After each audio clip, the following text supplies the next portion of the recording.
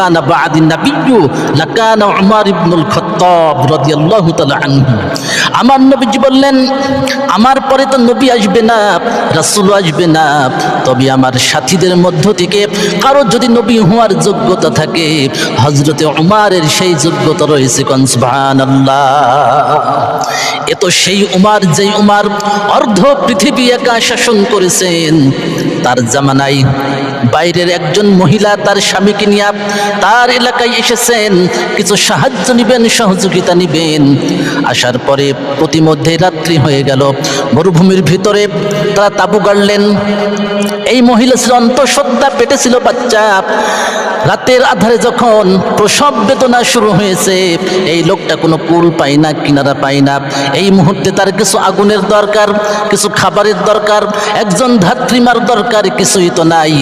হযরত ওমর রাতের আধারে জাতির মধ্যে ঘুরে বেড়াচ্ছেন, কওমের মধ্যে ঘুরে ঘুরে দেখতেছেন কার কি সমস্যা আছে, কে কোন সমস্যায় পতিত হয়েছে। ঘুরতে ঘুরতে যখন এই মহিলা তাঁবুর কাছে চলে আসলেন, আসার পরে হযরত ওমর দেখলেন তাঁবুর মধ্য থেকে মহিলার কান্নার আওয়াজ ভেসে আসে, বাইরে একজন লোক বসে আছে। হযরত ওমর বললেন, তুমি কে? তোমার এই দশা কেন? আর ভিতর থেকে মহিলার কান্নার আওয়াজ কেন ভেসে আসে?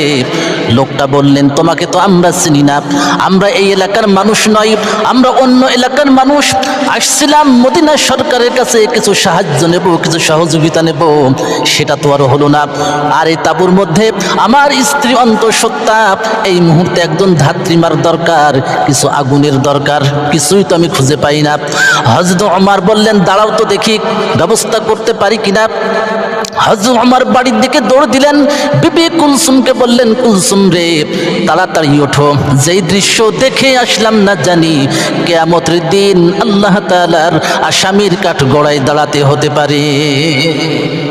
আল্লাহর নবীর এই সাহাবী, অর্ধ জাহানের খলিফা, আমিরুল মুমিনিন, খলিফাতুল মুসলিমিন হযরত ওমর কিছু আটা নিলেন, আগুনের ব্যবস্থা করলেন, স্ত্রীকে সাথে করে তাঁবুর কাছে আসলেন। আসার পর স্ত্রী তাঁবুর মধ্যে প্রবেশ করলেন। একটু পরে একটা বাচ্চা হলো, সন্তান জন্ম হলো।